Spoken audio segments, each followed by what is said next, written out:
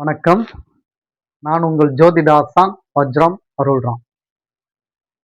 உறவுகளே, 8ஆம் பாவகமும் புதையல் அமைப்பும் யோகம் அப்படின்னு கூட சொல்லலாம், பிராப்தம் அப்படின்னு சொல்லலாம். மொத்தத்துல புதையல் என்றால் என்ன? அது ஆபரணமாக இருந்தாலும் சரி, பணமாக இருந்தாலும் சரி, நாணயங்களாக இருந்தாலும் சரி, திடீரென்று கிடைக்கக்கூடிய, அதுவும் கீழே பூமிக்கு அடியிலோ அல்லது பூமியிலோ கிடைக்கக்கூடிய இந்த பொருளாதாரம் திடீரென்று கிடைக்கக்கூடுவதனால் இதை புதையல் யோகம் என்று ஜோதிட வல்லுநர்கள், அறிஞர்கள் சொல்கிறார்கள்.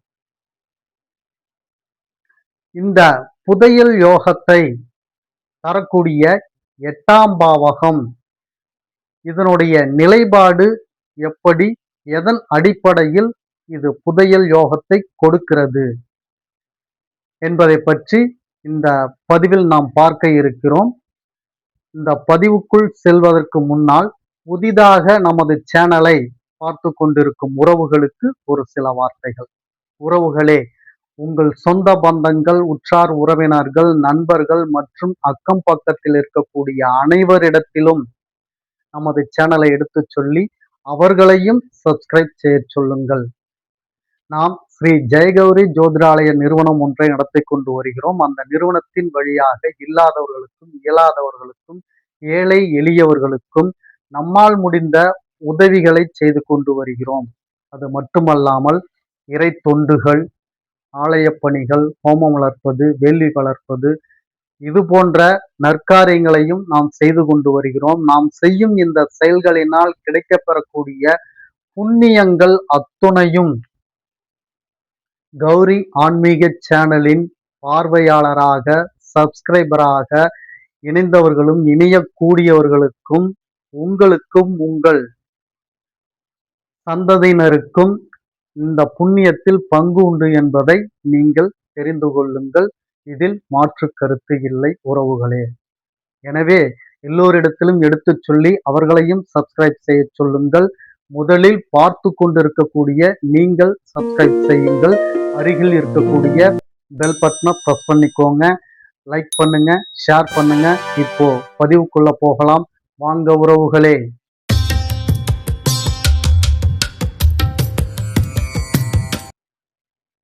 உறவுகளே, புதையல் யோகத்தை தரக்கூடிய இந்த 8ஆம் பாவகத்தின் தன்மைகள் எப்படி இருக்கிறது என்பதை பற்றி பார்த்தோம் என்றால், புதையல் யோகம் எப்படி கிடைக்கிறது என்பது உங்களுக்கு புரிந்துவிடும். பொதுவாக உங்களுக்கு தெரிந்திருக்கலாம் சில பேருக்கு, பொருளாதாரத்தை, பணவரவை தரக்கூடிய பாவகம் 2ஆம் பாவகம். 2ஆம் பாவகம் ஒருவருக்கு சரியில்லை என்றால், 2ஆம் அதிபதி ஒருவருக்கு பலம் இல்லை என்றால், வாழ்க்கையில் அவர் பொருளாதார சரிவிலேதான் இருந்தாக வேண்டும், வேறு வழி இல்லை. அப்படிப்பட்ட இந்த 2ஆம் பாவகம் பொருளாதாரத்தை தன் கையில் வசமாக வைத்திருக்கக்கூடிய பாவகம், இந்த பாவகத்திற்கு சமசப்தமாக வரக்கூடிய பாவகம்தான் 8ஆம் பாவகம். அதாவது உங்களுக்கு புரியும்படி சொல்ல வேண்டும் என்றால், லக்ன பாவகம் நீங்கள் ஒவ்வொருவரும் ஜாதகத்தில் லக்ன பாவகம்தான் அவர்கள் என்பது எல்லோரும் நீங்கள் தெரிந்த விஷயம். அப்போ லக்ன பாவகத்திற்கு சமசப்தமாக வரக்கூடிய பாவகம் 7ஆம் பாவகம். 7ஆம் பாவகத்தில்தான் மனைவியினுடைய காரகம் அமைந்துள்ளது. அதாவது தன்னுள் சரிபாதி என்னும் சொல்லக்கூடிய நிலையை மனைவிக்கு கொடுத்ததின் காரணம் இதுதான். லக்னத்திற்கு சமசப்தமாக 7ஆம் இடமாக வரக்கூடிய அந்த பாவகத்தில்தான் நம்முள் சரிபாதியாக இருக்கக்கூடிய மனைவியின் ஸ்தானம் அது. அப்போ லக்னத்தின் பாதித்தன்மை இந்த 7ஆம் பாவகத்திற்கும் உண்டு என்பதை நீங்கள் புரிந்து கொள்ள வேண்டும், தெரிந்து கொள்ள வேண்டும். ஒரு மனைவியால் நீங்கள் புகழ் பெறலாம், கீர்த்தி பெறலாம், அந்தஸ்து பெறலாம், செல்வாக்கு பெறலாம். அதேபோல் அவர்களினால் மானம் மரியாதை இழக்கலாம், ஏழ்மையை சந்திக்கலாம், குடும்பம் சிறப்பில்லாமலும் போகலாம். அப்போ கிரகங்கள் தொடர்பு, பாவகத்தின் தொடர்பு பலமாக இருந்தால், சுபமாக இருந்தால் அந்தந்த பாவகத்தினுடைய தன்மைகள் சிறப்பாகவே அமையும். அதில் குறைபாடுகள் நிகழும் பொழுது அந்த பாவகத்தினுடைய தன்மைகள் பாதிப்பை ஏற்படுத்தும். அவ்வளவுதான் விஷயம்.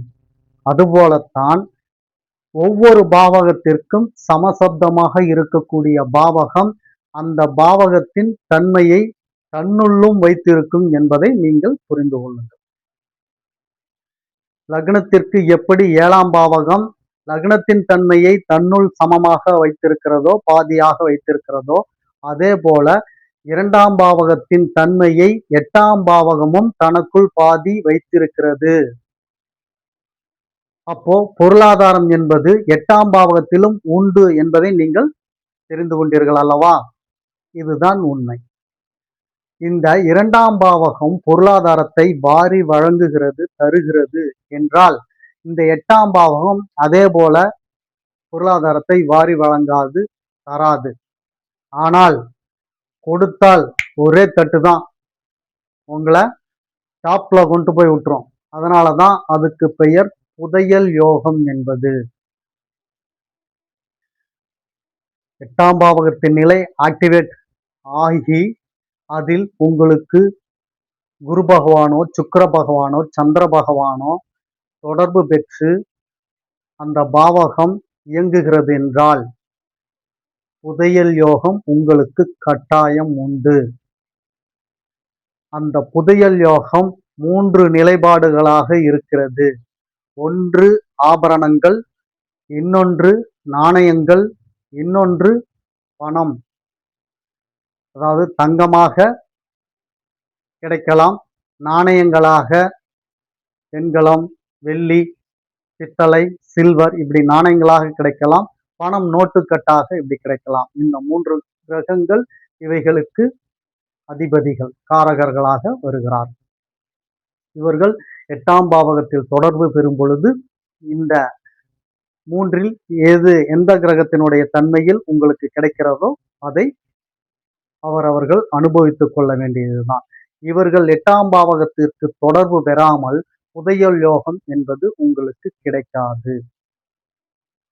அதாவது எல்லோருக்கும் புதையல் யோகம் என்பது அமையாது என்பதை நீங்கள் புரிந்து கொள்ளுங்கள். இந்த கிரகங்கள் 8ஆம் பாவகத்திற்கு தொடர்பு பெற்றால் மட்டுமே 8ஆம் பாவகம் சுப ஆதிபத்தியமாக மாறி உங்களுக்கு இது போன்ற புதையல் யோகத்தை தரும்.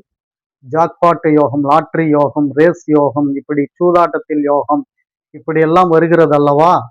இதெல்லாம் இந்த 8ஆம் பாவகத்தின் உதவியால் தான் கிடைக்கிறது என்பதை நீங்கள் புரிந்து கொள்ளவும்.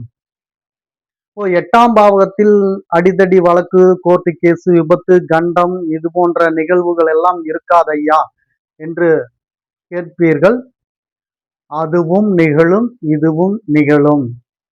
சுப கிரகங்கள் தொடர்பு வருவதனால் உங்களுக்கு பணங்கள், நாணயங்கள், ஆபரணங்கள் கிடைக்கும். அசுப கிரகத்தின் தொடர்பு ஏற்பட்டால் இது கிடைக்காது என்பதை நீங்கள் புரிந்து கொள்ள வேண்டும். எனவேதான் நான் முன்பே சொன்னேன், சந்திரன், சுக்கிரன், குரு இவர்கள் தொடர்புகள் 8ஆம் பாவகத்திற்கு வர வேண்டும். அவர்களுக்கு மட்டும்தான் இந்த புதையல் யோகம் என்பது கிடைக்கும் என்பதை தெளிவாக சொல்லியிருக்கிறேன். உறவுகளே, இப்படிப்பட்ட இந்த புதையல் யோகம் கிடைப்பது எவரவர்க்கு என்பது நீங்களே தெரிந்து கொள்வதற்குண்டான நிலைப்பாடுதான் இந்த பதிவு.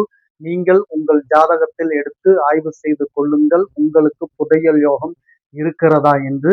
அல்லது உங்களால் ஆய்வு செய்ய முடியவில்லை என்றால் உங்கள் குடும்ப ஜோதிடரிடத்திலும் சென்று எமக்கு புதையல் யோகம் இருக்கிறதா, என்ன தசா நடைபெறுகிறது என்பதை கேட்டறிந்து 8ஆம் பாவக தசா உங்களுக்கு சுப ஆதிபத்தியமாக நடக்கிறது என்றால், நான் சொன்னது போல குரு, சுக்கிரன், சந்திரன் தொடர்பு இருந்தால் 8ஆம் பாவகத்திற்கு புதையல் யோகம் உங்களுக்கு கட்டாயம் உண்டு.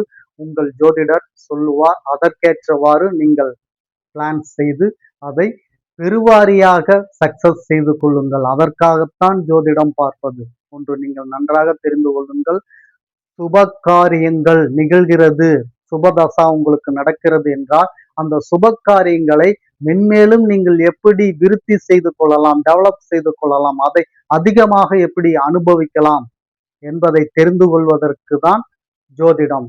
அதே உங்களுக்கு அசுப தசை நடந்து கொண்டு அசுப பலன்கள் நடக்கிறது என்றால் அதை எவ்வாறு குறைத்து நாம் அனுபவிக்க முடியும், அதை எப்படி குறைக்கலாம் என்பதை மட்டும்தான் நீங்கள் ஆய்வு செய்து அதற்குண்டான நிலைப்பாடு எடுக்க முடியுமே தவிர அந்த பலாபலன்கள் இல்லாமல் போவதற்குண்டான வாய்ப்போ நிலைப்பாடோ உங்களால் அல்ல, எவராலும் எடுக்க முடியாது. காரணம் அதுதான் பிராப்தம் என்பது. உங்களுக்கு என்ன பிராப்தம் இருக்கிறதோ அந்த பிராப்தத்தை தான் நீங்கள் அனுபவிக்க முடியும். அதை சார்ந்து ஒரு எள்ளளவு கூட உங்களால் அனுபவிக்க முடியாது, மாற்ற முடியாது, திருப்ப முடியாது, ஆட்ட முடியாது, அசைக்க முடியாது என்று சொல்வதற்கு ஏற்றவாறு பிராப்தம்தான் அவரவர்களை வழிநடத்துகிறது. கிரகம்தான் அவரவர்களை ஆளுமை செய்கிறது. தசாபுத்தி தான் அவரவர்களை மாற்றி தசாவிற்கேற்றமாறு அவர்களை இயக்குகிறது என்பதை நன்கு நீங்கள் புரிந்து கொள்ள வேண்டும் உறவுகளே. இன்று இந்த புதையல் யோகத்தை பற்றி ஒரு பதிவை, சிறப்பான தகவலை உங்களுக்கு கொடுத்ததில் எமக்கு மகிழ்ச்சி. மீண்டும் அடுத்த பதிவில் உங்களை சந்திக்கும் வரை உங்களுக்கு நன்றி, வணக்கம் சொல்லிக் கொள்கிறேன்.